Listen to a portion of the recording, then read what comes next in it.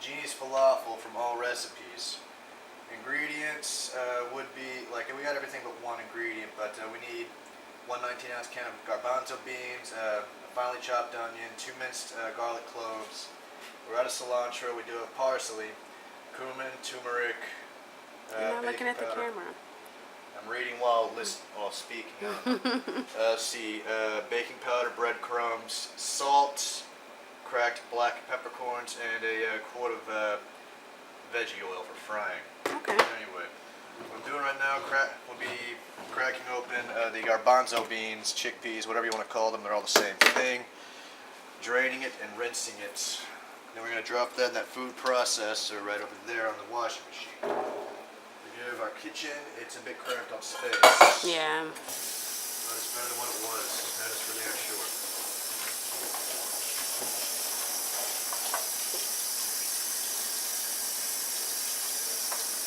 Alright, cool.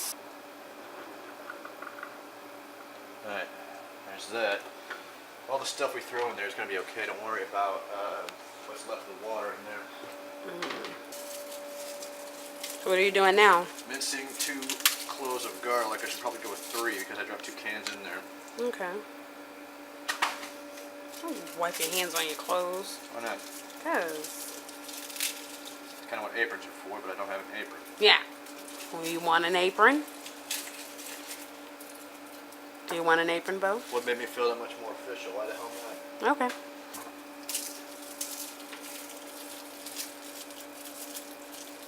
Kill for one of those little toys we had at the cooking class last year. Yeah, that was so much fun. Yeah. We need to do another cooking class. I agree. Right, this one Maybe was- something other than Italian, though. Maybe like Mediterranean or Thai or Indian. Ooh. I don't do Indian that well though. Indian is delicious. More for you. What, you scared of the Indian? Of the spices? Not so much the spices, but the savory is what I don't really dig on. You like savory. We eat savory food all the time. What's that chicken dish you always get? From Oh, the tikka masala? yeah. You don't like chicken tikka masala? I don't like tikka masala. Why? I don't like it. It's delicious. Yeah. Tikka masala. Sorry, I don't like tikka masala. Because your taste buds are... Your palate isn't refined. So crushing some garlic. Should have flipped this. This is the blood groove end. Yeah. Yeah, fun fact, for those of you who don't know the difference between one side of the cutting board and the other. The one with the groove, that's for the side with meat to catch the blood. Well, I call it a blood groove. Well, obviously, yeah, for catching blood. But it's, you know, the same name that they have for the, you know, for a sword. The, you know, the groove in the middle is called a blood groove. I didn't know that. So tell me about your falafel story. How did you start liking falafel? You took me to that spot around the corner. Oh yeah, it was my idea to go there. It was totally your idea. Like I've heard, you know, heard of falafel, never had it before. You know, just dough balls made of chickpeas, seasoned with, you know, the usual Mediterranean stuff: garlic, cilantro, parsley, cumin. Yeah, I point to the cover because we have it in there. Why aren't you chopping all of your garlic at one time? I don't know. I like walking; gives me extra steps. Oh, for your Fitbit, huh? Damn right. Mm-hmm. I'm cheating. Moving on to the onion. Anyway. Good, cool.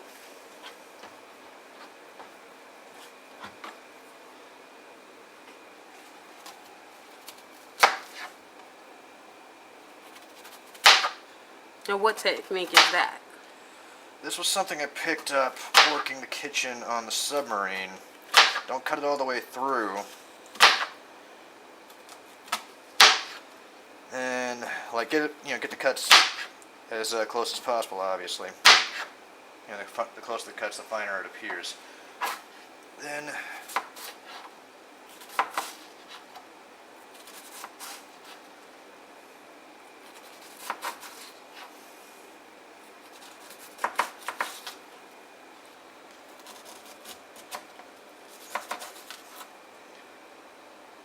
herb in there. Well, Okay, so we got the onions in there too. yes.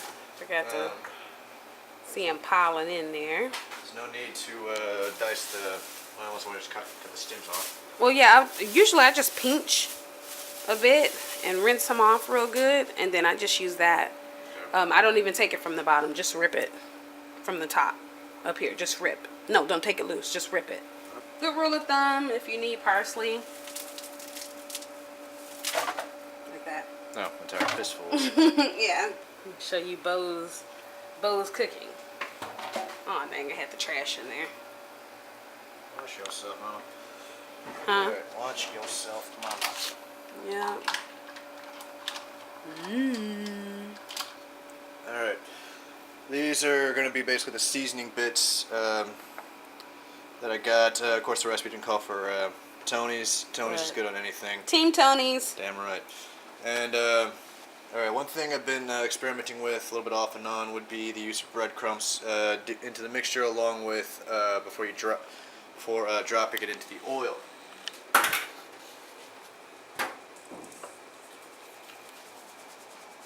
So how much are you putting in there? I'm going to drop 2 cups in here. Okay. Italian style, didn't really specify, what kind of breadcrumbs, but this is what we had in the cupboard. I figured Italian would be just fine. 1/2 teaspoon, I think is what it asked for with this stuff, so... Don't do that. Okay, Put a fine. spoon. Perfect. That'll work.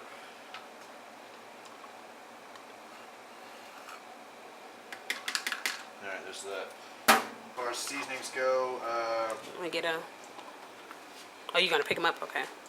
as far as seasonings go, drop 1 layer upon your discretion is my philosophy. Who taught you how to season? My wife. Who's your wife? That'd be you holding the camera. Honey.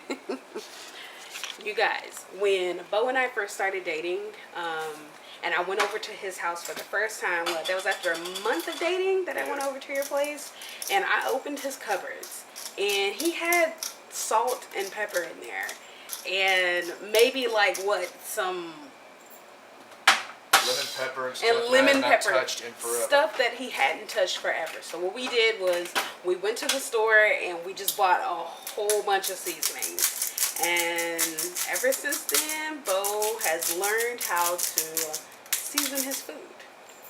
Really proud of him. Yes.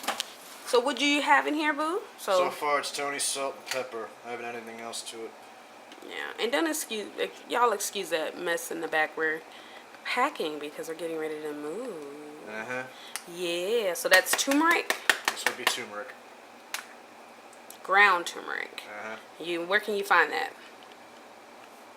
Baking aisle. I bought that one at Kroger's. You can find it on the seasoning aisle. It's usually in alphabetical order. That's true. T for turmeric. Yep.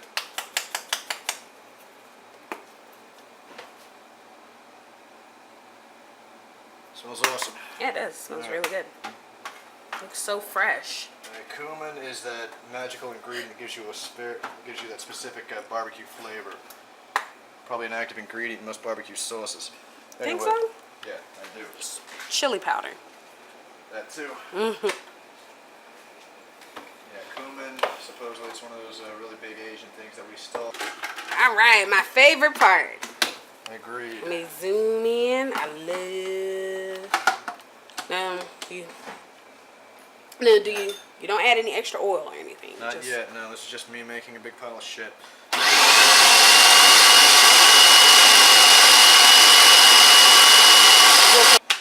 Now? I am pulling the stuff off the sides to get it back in the middle, so as it all gets chopped and blended. This is mostly beans and breadcrumbs for the most part. Trying to make sure everything gets turned into mush. So that way it's a lot easier to turn into balls. Fully incorporated. You don't want to call your food mush. Such a boy. What she said. What we got here is the aftermath of all the food being incorporated together, or at least all the ingredients rather. Should have picked these off, but oh well. That's Anyway. fine. Not a big deal. For the most part, it's very much blended, incorporated. What we're doing is trying to make as many even scoops as possible, or more like, I'm thinking more than likely we're going to eat like 6 balls tonight, total. 6 balls? Like, Okay. yeah, 6 big like, ones. That's what I'm talking about.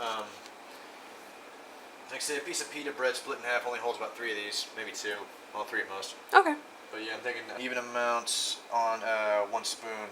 Okay, and then what? Then just mash it together into a ball. Not really much of a technique on that. Just make sure it's round and packed.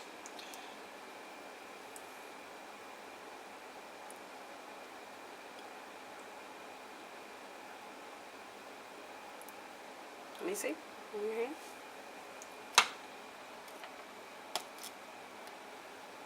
Smells so good. Yes, it does. Okay. And you were over this stuff. I am over it. You guys, when I told Beau how to make them, I swear we had falafel like for 6 weeks straight because You are exaggerating. I am not. He was obsessed with falafel. Because it was easy to make and it's made from beans, so it's, Yeah, I mean, but he falafel. Say it, Beau. Right. Falafel! Do it again. Falafel! Alright, what we got going on here is DeShae. She wants to go ahead and make the dough, or make all the dough into the balls. So all we gotta do is just drop it in the fryer and we're good to go for whenever we're hungry. Or you can bake it. Frying is faster. But baking, helps you save on calories. It's freaking beans, come on. Anyway. Alright, what I got now, I'm going to go ahead and heat up the skillet. Get it all nice and hot. Go with a medium high on that. Drop some oil in there. And we're also going to go with the bread. We're also going to roll these balls in breadcrumbs, give them a crunchy exterior. The wife is going to finish the balls, and then she's going to make the yogurt sauce. Okay, so what are you doing? Giving these things a layer of breadcrumb to give them a nice crunchy exterior. Dropping enough in there, but not too much. So we have some extra falafel balls left over from all of that dough. So what we're going to do is we're just going to store it and just going to store it in Tupperware and sit it in the refrigerator, and you can also freeze them for a later date. So in the refrigerator they go. Right. And that is what the falafel looks like once it's done. It's all nice and golden and brown. So that's what it looks like. I'm going to show you how we dress them up next. Okay. Finished product, ladies and gentlemen. Ooh. It would be yogurt sauce top, which is, Greek yogurt sauce blended with lemon zest, oregano, feta cheese, and red onion. Below that would be black olive and the fried dough balls, aka falafel. Inside a loaf of pita bread split down the middle, then broiled for about a minute. So this is dinner. We're eating. Lovely wife insists that I do a taste test shot before we call it a night. Mm-hmm. So, yeah.